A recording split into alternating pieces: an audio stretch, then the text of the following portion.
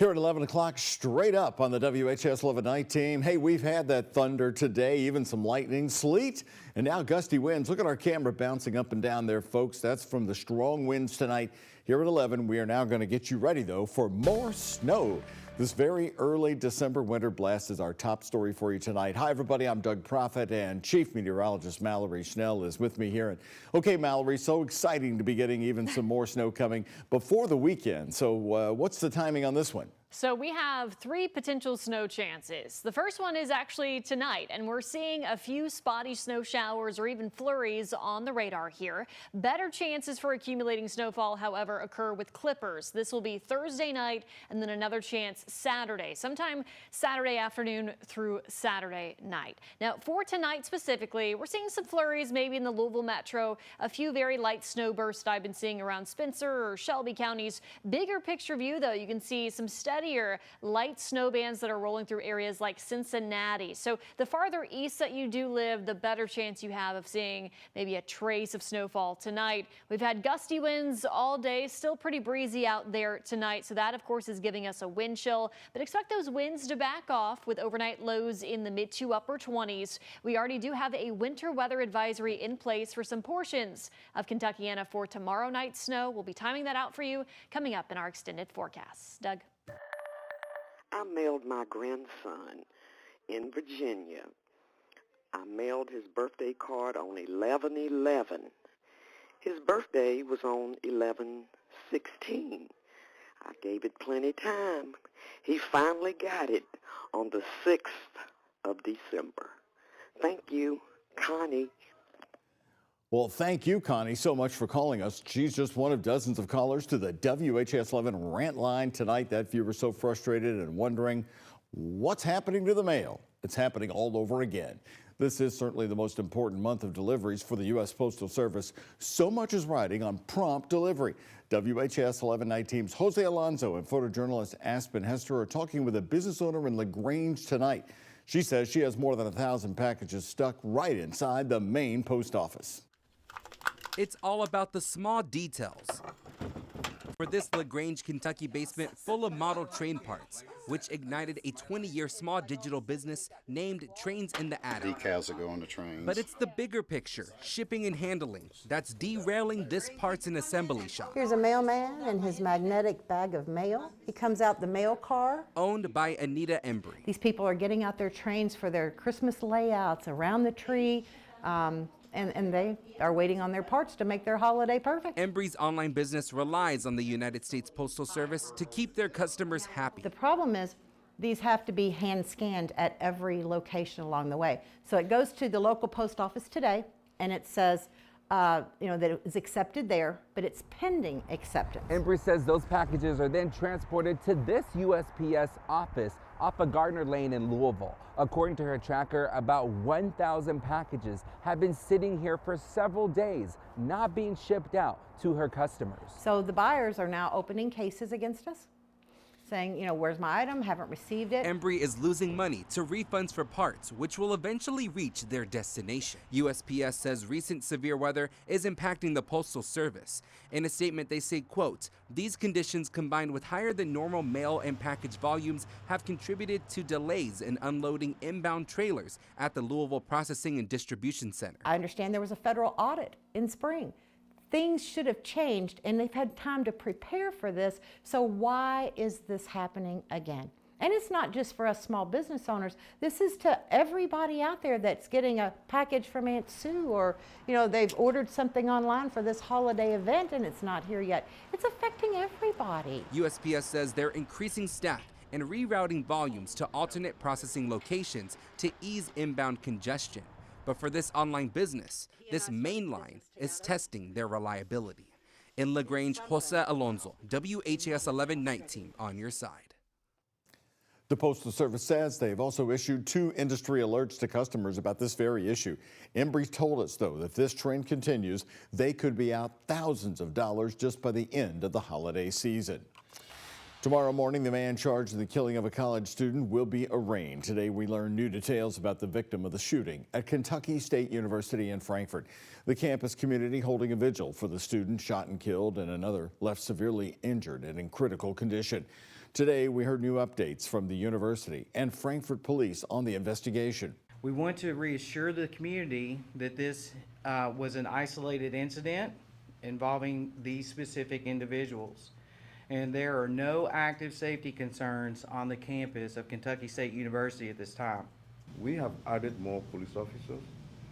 The mayor, the judge, and I had a meeting to see how we can collaborate more. The judge was with me this morning. And we will continue that discussion and see what we can do once the investigation is completed. Here's the suspect under arrest. This is Jacob Lee Bard of Evansville, Indiana, arrested for the shooting and is being charged with murder and first-degree assault. We learned today that he is a parent of a student and will be arraigned in the morning. Also new today, police identifying the victim. This is 19-year-old KSU student Dejan Fox of Indianapolis. And tonight on the night team, our station in Indianapolis is talking with his mother and older brother. Chardonnay Cleveland has looked at this video a lot lately of her just a week ago picking up her son Dejan one final time. She never thought it would truly be the last. Just feel cold. 1 minute I'm okay, the next minute I ain't. She got the call every mom prays never comes, learning her son was gunned down alongside a classmate at Kentucky State. And they say he died, I think, at 4:17. I think I got caught at 3:20. I never would have made it in time.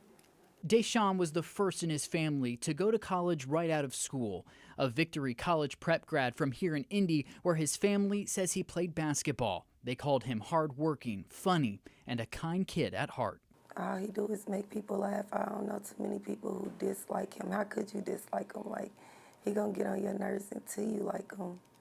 He don't be like throwing up gang signs and he just was a cool, even though he was 19, he was. A mom sending her youngest to college to keep him safe, only to lose him hundreds of miles from home. I feel like I did good.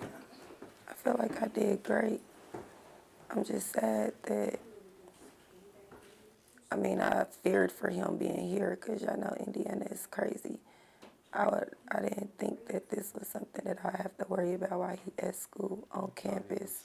And as the tributes grow on the KSU campus, so too do the push for answers from Dejan Fox's family as the suspected shooter is in custody. It don't satisfy me at all. My baby gone. He just in jail.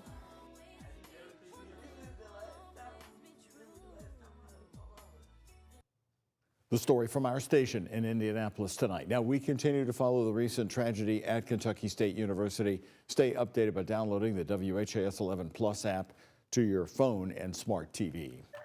All new and only on the night team right now. It's been a year and a half since a 14-year-old boy, AJ from New Albany, drowned in the Silver Creek Dam. His family has been calling for the removal of that dam that took their child, and that is now going to happen. WHS 11 Night Team's Alex Dederer is talking with AJ's mother, who hopes their tragedy saves other families from going through the very same heartbreak.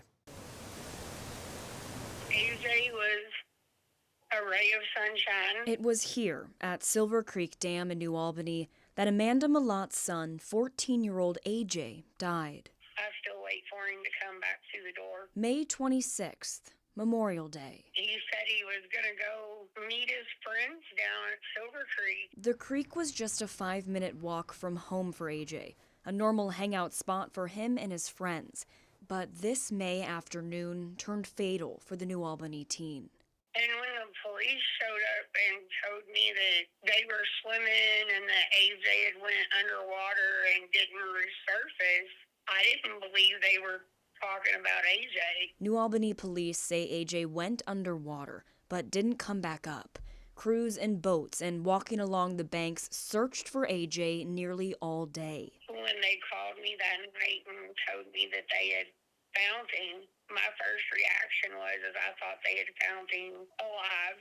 So I instantly went into where did I need to go and, where was they taking him? And they told me that they had found him and he asked, and I lost it. Since losing AJ, Malot's family has been calling for the removal of the low-hanging dam, saying there were no signs or safety measures put in place to warn people of the dangers. After a years-long battle between the city of New Albany and the Indiana Department of Natural Resources, Mayor Jeff Gahan announced last week that the dam will be removed, which Malat says she's grateful for. Do you think those changes came too late? You know, if they would have done what they were supposed to do, AJ would still be alive today. I would kind of like people to remember him as a savior. Even though his life ended, it was possible that he saved many more lives. While the dam is set to come down, Malat is making sure the life of her son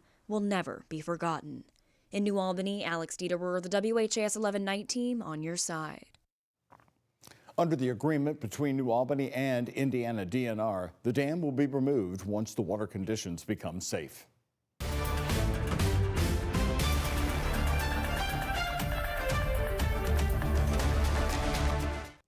The big vote is coming. WHAS 11 News will be in Indianapolis reporting tomorrow as Indiana state senators are set to vote on that bill to redraw the congressional districts of Indiana tomorrow.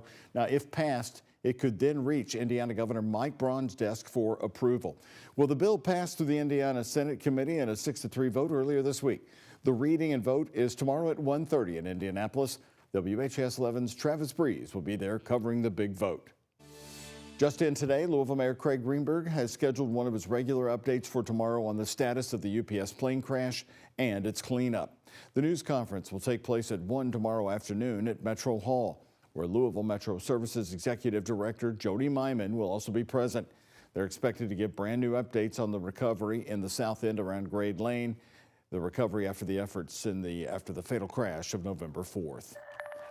Kentucky Governor Andy Beshear today reacting after President Donald Trump told a crowd in Pennsylvania last night that inflation was no longer a problem. Trump saying Democrats have used the term affordability as a hoax to hurt his reputation. Here's what the governor told us today in an interview at WHAS 11. Now is when he wants to call it a hoax. Just think about it this way. He claimed that tariffs didn't raise prices until he realized the price of certain groceries were going up. And what did he say? We're going to reduce the tariffs to reduce the prices. We used to think that a president couldn't impact the economy all that much. He's proven us wrong. But unfortunately, he's proven us wrong by devastating this American economy. We also asked the governor about the continued talk that he'll be running for president, making a decision possibly in the next year. The full end-of-year interview with Andy Beshear is streaming on the free WHAS 11 Plus app on demand and download on your TV for free.